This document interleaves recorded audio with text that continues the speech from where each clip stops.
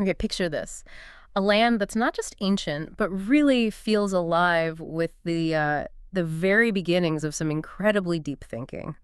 We're diving into the old territory of Magadha, which is mostly modern-day Bihar in India. Right. This is where Buddhism first sprouted, took root and then blossomed, influencing, well, countless people all over the world. And tied directly to that incredibly rich history Mhm. is where we're focusing today.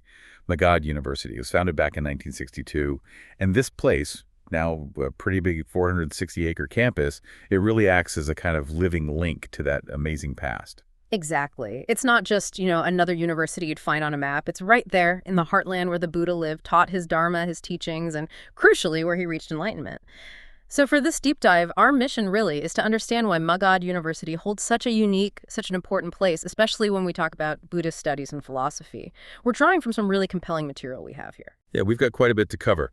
We'll look into the university's own history, obviously, and its deep links to how Buddhism started. Then we'll examine the core philosophical ideas, the foundations of Buddhist thought. Hmm. And we'll also explore how Magadh University operates today as a major center for Buddhist learning and research, its influence on Indian philosophy, but also modern philosophy too. Plus, we'll get into the specifics, the curriculum, research opportunities, its international connections, how it engages with the local community, and ultimately its part in the larger picture of global Buddhism. Okay, great. So let's maybe start by exploring Magadh itself, as this ancient hub of learning. Well, the historical weight of the Magadh region, that you really can't overstate it. It was quite literally the birthplace of Buddhism, and it was the land where both the Buddha and Mahavira, the founder of Jainism, actually walk and share their insights. This whole area is just packed with crucial historical sites for Buddhism. Yeah, we're talking about those iconic places like Bodh Gaya, where the Buddha attained enlightenment under the Bodhi tree. The very Sarnath, where he gave his first sermon, and those ancient learning centers at Rajgir and Nalanda. And they're all pretty close to Magadh University, geographically speaking. Precisely. And it really underlines the ongoing importance of this connection, that Magadh University actually set up a new campus near Bodh Gaya. It's specifically for postgraduate courses in Buddhism and philosophy. That just reinforces how vital that geographical and historical link still is. It's pretty amazing when you think that this one university serves the academic needs across 5 districts in Bihar and something like 160 affiliated colleges. That's a huge reach. It really is. And its impact isn't just stuck in the past, right? The university's also made real strides in, modern fields like management, yoga, and of course, Buddhist philosophy. Which, yeah, leads us perfectly into the deep historical roots of Buddhism right there in Magadha. This wasn't just a quick moment in time. It was the crucible, really, where the philosophical structure of Buddhism was forged. Absolutely. I mean, think about the defining moments in the Buddha's life. His search for understanding brought him to Uruvilva, right there on the Naranjana River in Magadha. And then that transformative event, enlightenment under the Bodhi tree in Bodh Gaya. And for the next 25 years, he stayed in that region, teaching, spreading his Dharma. And Magadh University actively connects with this foundational history. They have a dedicated Department of Buddhist Studies, a big library too. But what seems particularly powerful is this unique annual thing they do, a guided Buddhist pilgrimage for their students. Oh, yeah, that really jumped out at me from the sources. Tell us a bit more about how that actually works. So each year, they select about 30 students, and they take them on a 3-day pilgrimage. They go to Bodh Gaya, Rajgir, and Nalanda. And for a lot of these students, it's the first time they've ever seen these incredibly important places. The sources talk about how the stories and just the atmosphere of these sites provoke really deep, often spontaneous reactions. It's Wow. like this hands-on experience goes beyond just reading about it. It creates a real felt connection to Buddhist history, which is vital, I think, for really getting the lived reality of the philosophy. It's almost like the land itself is teaching them something. The sources mention students coming back from Bodh Gaya, clutching copies of the Dhammapada they got there, and really wanting to go back again. Exactly. And the feeling they get from seeing Rajgir and Nalanda is just as strong. The students apparently view visiting the hills of Rajgir, the ruins of Nalanda, as a genuine pilgrimage. It sparks this renewed sense of purpose, a tangible link to the past. It's history coming alive, way beyond just textbook learning. So, okay, growing out of this incredibly rich historical soil, how did the actual core philosophical ideas of Buddhism start to take shape? Well, the development of Buddhist philosophy goes way back, Hmm. possibly as early as the 2nd century BC. That's a time when Buddhist doctrines were already pretty established and being actively developed within India. And interestingly, there's evidence of some serious philosophical debate even back then. You had thinkers critically looking at Buddhist arguments, questioning them. Right. It involved a systematic approach to reasoning, to understanding knowledge.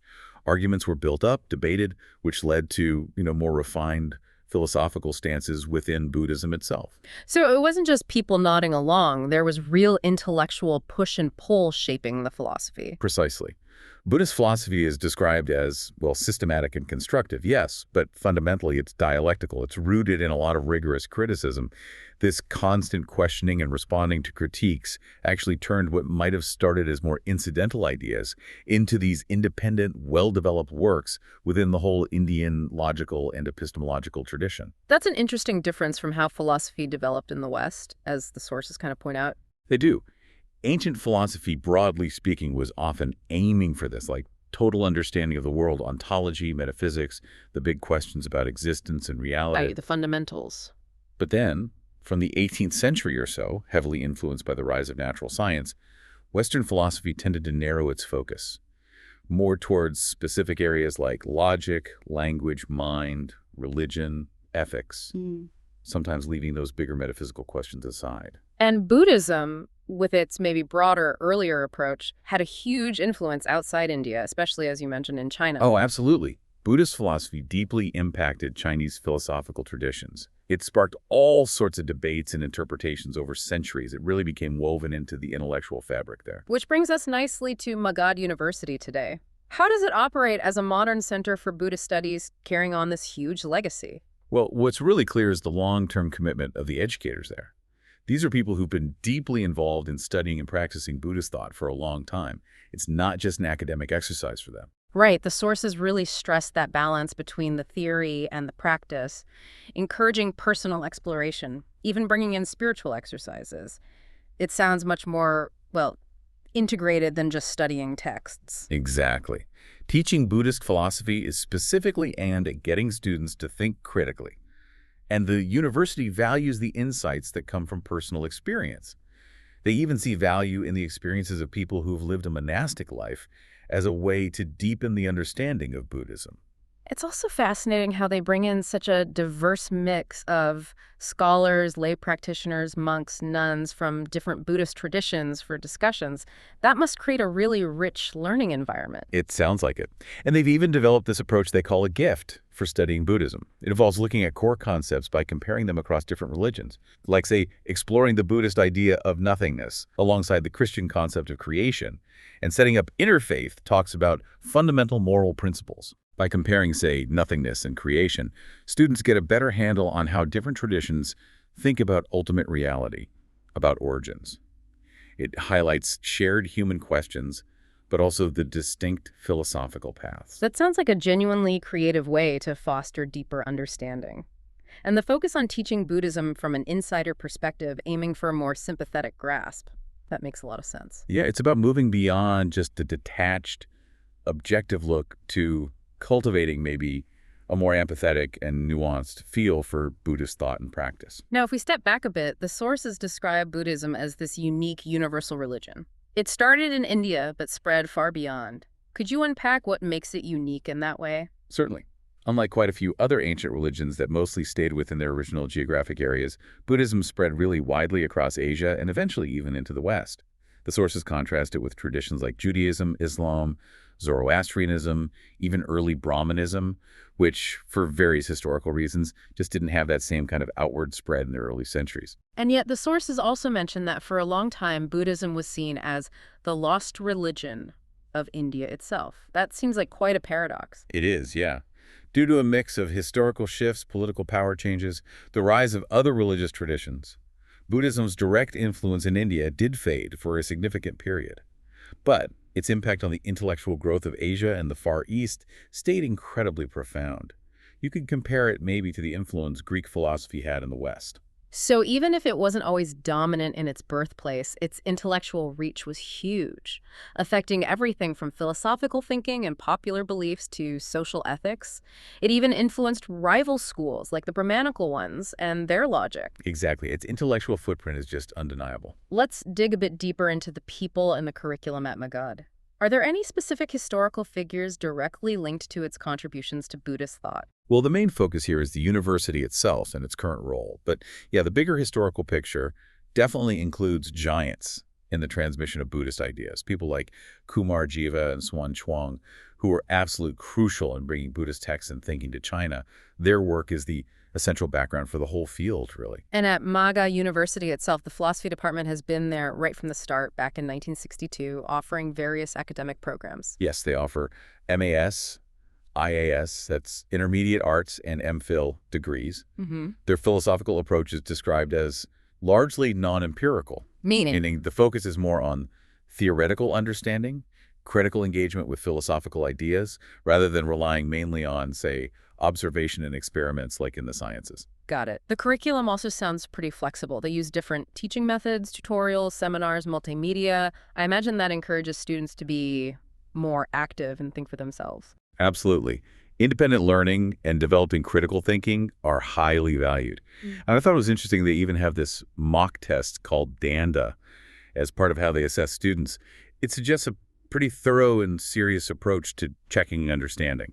Okay, shifting gears to research. It sounds like Magadh offers a lot of opportunities in Buddhist studies, especially looking at it as a global religion and culture. Yeah, their research goals are pretty broad. They want to gather positive info to help Buddhist studies grow, figure out if people are satisfied with how things are set up now, and pinpoint areas they can improve based on what academics and students tell them. Seems like a very practical, forward-looking way to develop. And they're also really committed to international scientific cooperation. That seems so important these days. Yes, definitely. Through joint research projects, symposiums, setting up an international center of excellence, Magadh University is actively fostering these kinds of collaborations. They clearly understand how important teamwork and sharing intellectual property are in these global partnerships. So how does an institution with such deep ancient roots actually engage with, the modern world? The specific challenges Buddhist studies might face today? That's a really important question. The sources do acknowledge some challenges. Things like the dominance of other ways of thinking, potential cultural biases when interpreting Buddhism, and just the constant need for real, relevant intellectual engagement with current issues. So bridging East and West seems like a key thing. It is. There's this recognized need to tackle fundamental existential questions, socio-political questions, from a Buddhist angle. Future research could involve looking at how Buddhism is changing and evolving in the West, culturally speaking. This could help build better understanding, clear up misunderstandings, especially with everything going on globally and how things get portrayed in the media. And Magadh University, with its history, seems uniquely placed for that kind of work. Exactly. It was one of the very first places in post-independence India to set up centers focused on world Buddhism and philosophy. They've even tried to gather resources and build collaborations with institutions in Arab countries, like Al-Azhar University. That shows a really broad vision for intellectual exchange. It's not all just academic work, though, is it? The sources also mention Magadh University engaging with the wider community. That's right. They have initiatives like students working with organizations, for example, to support young people affected by AIDS. It shows a real commitment to social responsibility, humility, and serving others. And the ethical side of Buddhist philosophy is also being actively explored, highlighting how it might enrich or even challenge Western ideas about morality. Absolutely. By offering different viewpoints on ethical issues, Buddhist philosophy can really add to those ongoing conversations that cross cultural and philosophical lines. Okay, finally, let's look at Magadh University's global role and what they see for the future in advancing Buddhist studies. Well, the university actively promoting Buddhism, Pali, and Gandhara studies, organizing symposiums, workshops, that kind of thing. They also celebrate World Bodhi Day on campus. And student groups play a big part too, drumming up interest in Buddhism, connecting with Buddhist communities outside the university, and even encouraging dialogue between Buddhist thought and modern science. And the library resources for Buddhist studies at Magadh sound pretty impressive. They are significant collections of texts, databases. It sounds quite comprehensive. And the historical link between Buddhism and the arts is also recognized as an important area for ongoing study. So if we were to kind of wrap up our discussion, what are the main takeaways from this deep dive into Magadh University's role? Okay, well, first, I'd say it's deep, undeniable historical tie to the actual origins and growth of Buddhism in ancient Magadha. That's fundamental.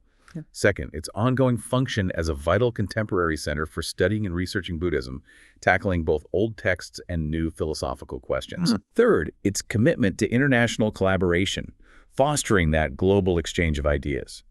And finally, I think, its dedication to bringing Buddhist wisdom into the wider world through community work and discussions about ethics. It really does seem to stand as this important bridge, doesn't it? Connecting that ancient Buddhist wisdom with how we pursue knowledge and understanding today. Indeed. And as we finish up, it's maybe worth remembering those hopes expressed in our source material. You know, the wish for all sentient beings to be free from attachment and hatred, to be filled with wisdom and lasting happiness, and the reminder of the continuous effort needed to preserve and share these profound teachings. Perhaps as you've been listening, you might think about how these ancient ideas still echo in our world today. And maybe you feel inspired to look further into the resources at Magadh University, or even explore some of those incredible historical sites we've talked about.